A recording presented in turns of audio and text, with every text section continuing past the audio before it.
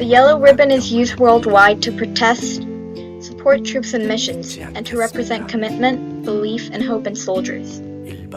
Here in Korea, we hang them to our bags, our phones, and our cars. In Gwanghwamun Square, a sea of yellow ribbon takes place at the center, and with it, photos of 5 individuals. They were once known to us as Yang Seung-jin, Nam Hyun-chul, Park Young-in, Kwon Jae-geun, and Kwon Hyuk-kyu. But now we wait for their return from the cold depths of the ocean. We remember them and mourn them as we wait. But we also wait for something else. We wait for truth. In the morning of the 16th of April 2014, the media reported the sinking of the MV Sewol Ferry, and screens all over the country showed a great ship tipping in the waters near the Jindo district.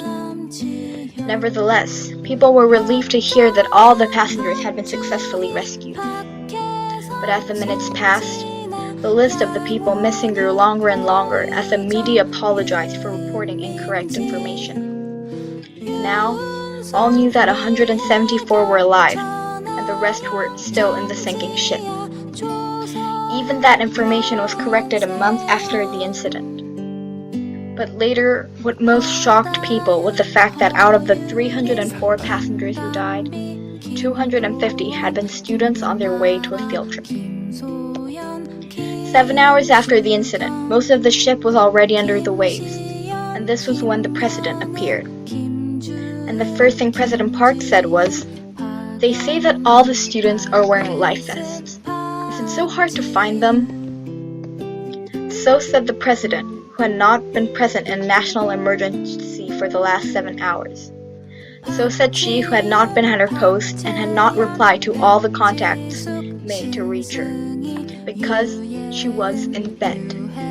Moreover, the Maritime Police and Navy had been unable to do anything, as the necessary permission to rescue was not given to them by President Park. And yet, they had reached the ship just once, and then had saved only the crew, although the Maritime Police later denied knowingly rescuing them, and not any passengers.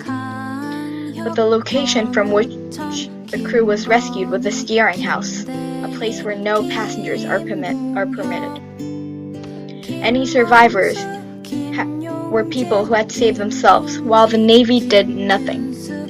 What was even more terrible, however, was that the captain had told all passengers to remain in their cabins until further instructions were given. But those instructions never came. The students did as they were told and waited, never imagining the consequence of their obedience. This was when I realized that I was living in a country where my own government would not protect me. The whole nation mourned, and still people waited. But the people did not only weep, they protested, raised their voices again and again and again. In the winter of 2016, 100,000 flocked in Gwanghwamun Square. They held candles and asked for change, for justice. They sang the words of a song written by Yoon Min-seok, and these words came true. The dark can never overcome the light. What is false can never overcome what is true. The truth can never sink, and we will never give up. Consequently, when the 3rd anniversary of the 4/16 incident had arrived, much had changed. A president had been impeached by the people, and the MV Sewol Ferry had finally been salvaged to surface after 1,073 days at sea. But there were many who were now tired of anything and everything that was connected with the Sewol Ferry. 3 years have passed, they said. You've mourned, you've protested, you've received large sums of money. That's enough. Just quit it, okay? Those kids died on a field trip. It's not like they were fighting for their country. Why do you seek to blame the government for a mere accident? Hundreds of people die all the time in Syria. You're just using your children to earn more money from people's hard-paid tax. You're blocking the whole nation from moving on. Are these accusations something a dead child's parent should hear? When all they were asking for was true? When all they wanted to know was why their child had died, why the ship had sunk, and why the government had tried to cover up as much as possible. But before the 4th anniversary was here, the answer came to us suddenly and abruptly. Film director Kim Ji-young released a documentary Intention, 그날 바다, a scientific documentary handling analysis and testimonies from survivors to determine the cause of the sinking. The night I came home from the movies, having watched the documentary with 2 friends, I was in a state of bewilderment and shock and surprise. All the mysteries and questions of the last 4 years were suddenly gone, as if the incident had been exposed to the light with stunning abruptness. I will not reveal the conclusion of the documentary, as watching it yourself is surely a better way to reach the truth. However, I sincerely recommend that all those who have been waiting, like me, to watch the documentary.